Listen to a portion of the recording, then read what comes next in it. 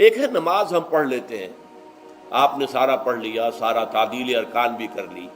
لیکن اگر آپ کا اللہ کے ساتھ ڈائریکٹ کمیونین اور ڈائریکٹ کمیونیکیشن قائم نہیں ہوا تو نماز، جس کو کہ کہا گیا کہ الصلاۃ معراج المومنین، جو قرب حضور کو حاصل ہوا معراج میں، وہ ایک بندہ مومن دنیا میں رہتے ہوئے حاصل کر سکتا ہے نماز میں،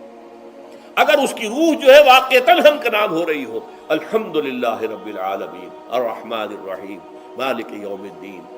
اہدنا الصراط المستقیم ایاک نعبد و ایاک، اگر ہم واقعتاً ایسے کہہ رہے ہوں کہ ہمیں احساس ہو کہ ہم اللہ کے حضور میں حاضر ہیں اور عرض کر رہے ہیں، سجدہ کریں تو حدیث میں آتا ہے کہ ایسے محسوس ہو کہ گویا کہ میں نے اپنا سر اللہ کے قدموں میں رکھ دیا ہے، یہ ہے نماز۔ اب جو گفتگو ہو رہی ہے یہ ہم کلامی ہے، الصلاۃ معراج المومنین، اہل ایمان کے حق میں یہ نماز جو ہے یہ معراج کے درجے میں، لیکن یہ نماز کیسے نصیب ہوگی اگر روح سوئی ہوئی ہے، دبی ہوئی ہے، پسی ہوئی ہے، مزمحل ہے یا مردہ ہے؟ یہ نماز کیسے حاصل ہوگی؟ چاہے آپ پانچوں وقت کی نماز پڑھ رہے ہو، چاہے آپ نے ہیبٹ بنا لیا ہو نماز کو، چاہے خوش بھی ہو گیا ہو، لیکن یہ کہ جب تک وہ روح بیدار نہ ہو، جب تک ہم کلامی نہ ہو، افلاق سے آتا ہے نالوں کا جواب آخر، اٹھتے ہیں حجاب آخر، کرتے ہیں خطاب آخر، جب تک یہ نہ ہو، جیسے کہ میں ایک حدیث قدسی انشاءاللہ آج سناؤں گا سورہ فاتحہ کے ضمن میں، کہ اللہ تعالیٰ کے سامنے جب کھڑا ہو کر انسان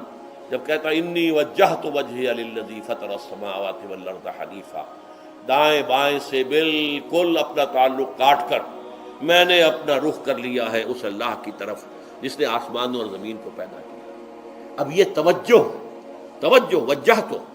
اگر یہ تو ہے چہرہ تو ہم نے کر دیا خانہ کعبہ کی طرف، اندر سے ہماری روح متوجہ نہیں ہوئی، وہ سوئی پڑی ہوئی، اسے پتہ ہی کچھ نہیں کہ کیا ہو رہا ہے، تو اس صورت میں وہ کیا ہے؟ ظاہری بات تو پوری ہو گئی، نماز کا ثواب ہو جائے گا، فرض کی ادائیگی کا ثواب مل جائے گا، لیکن وہ اصل نماز تو حاصل نہیں ہوتی۔ یہ ہے وہ بات کہ وَإِذَا سَأَلَكَ عِبَادِي عَنِّي فَإِنِّي قَرِيبٌ، اے نبی جب میرے بندوں کی روحیں بیدار ہو جائیں، توانا ہو جائیں، حیات تازہ سے وہ ہم کنار ہو جائیں، اور پھر وہ میرے بارے میں پوچھیں، وہ میرا تقرب حاصل کرنا چاہتے ہیں، تو آپ سے پوچھیں تو کہیے میں قریب ہی ہوں، اجیب دعوت الداع اذا دعان، یہ ہے وہ دعا، میں ہر پکارنے والے کی پکار، ہر دعا کرنے والے کی دعا کو سنتا ہوں، قبول کرتا ہوں، جواب دیتا ہوں جہاں کہیں بھی مجھے پکارے، اذا دعان۔ اس میں در حقیقت وہ مفہوم آ گیا ہے there and then wherever، آپ اپنے گھر میں ہو کر پکاریں اللہ کو، آپ بستر پر لیٹے ہوئے پکاریں اللہ کو، الذین یذکرون اللہ قیاما وقعودا وعلی جنوبہم، ہاں ٹھیک ہے، بعض مقامات بعض اوقات قبول دعا کے لیے زیادہ سازگار ہے، حرم میں جا کر دعا مانگی جائے، اور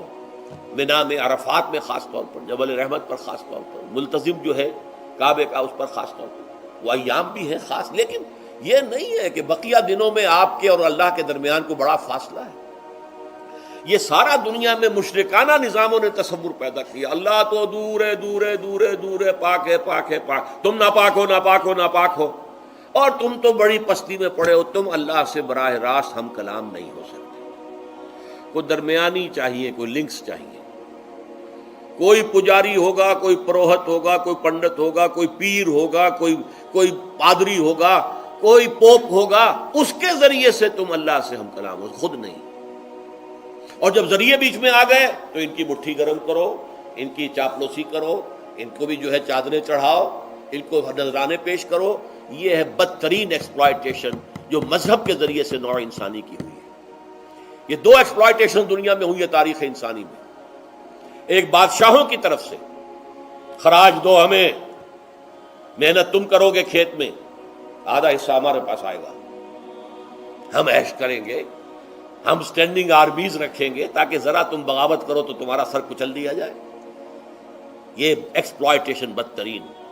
مانگنے والا گدا ہے، صدقہ مانگے یا خراج۔ دوسری طرف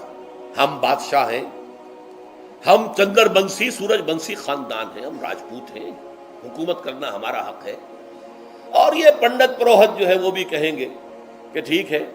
نصف لی و نصف لک وہذا قوم جاہلون، یہ عوام جو ہے ان کا خون چوسو، ہمیں یہ نذرانے پیش کریں، بتوں کو آ کے چڑھاوے چڑھائیں اور تمہیں خراج دیں اور ٹیکس دیں۔ They are to be exploited, exploit ہونا۔ اسلام نے آ کر دونوں کا خاتمہ کیا، کوئی ملوکیت نہیں۔ زکوٰۃ ہے تو غربا کے لیے، بادشاہ کے لیے نہیں ہے، یہ تو غربا کے لیے، لہذا کوئی ٹیکس نہیں۔ نمبر 2، اللہ سے ہم کلام ہونے کے لیے کسی دربان، کسی جو ہے پہرے دار کی مٹھی گرم کرنے کی ضرورت نہیں، جب چاہو ہم کلام ہو جاؤ۔ دل کے آئینے میں ہے تصویر یار، جب ذرا گردن جھکائی دیکھ لی۔ یہ تو تم ہماری طرف متوجہ نہیں ہوتے،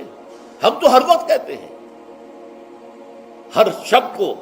آخری لمحات جو ہیں، آخری جو گھنٹے ہیں رات کے، سمائے دنیا تک ہم نزول فرما لیتے ہیں تمہارے لیے، اور پکارنے والا پکارتا ہے، حل من مستغفر فاغفر له، ہے کوئی استغفار کرنے والا کہ میں اسے بخش دوں؟ حل من سائل فاعطیہ، ہے کوئی مانگنے والا کہ میں اسے عطا کروں؟ تم ہی سوئے رہتے ہو، انٹا غفیر رہتے ہو، تمہیں ہماری طرف توجہ نہیں ہے۔ اگر ہماری طرف متوجہ ہو جاؤ تو جیسے کہ اقبال نے کہا کہ میرے لیے یہ دربان جو ہے، پیران کلیسا کو کلیسا سے اٹھا دو، کیوں خالق و مخلوق میں حائل رہے پردے،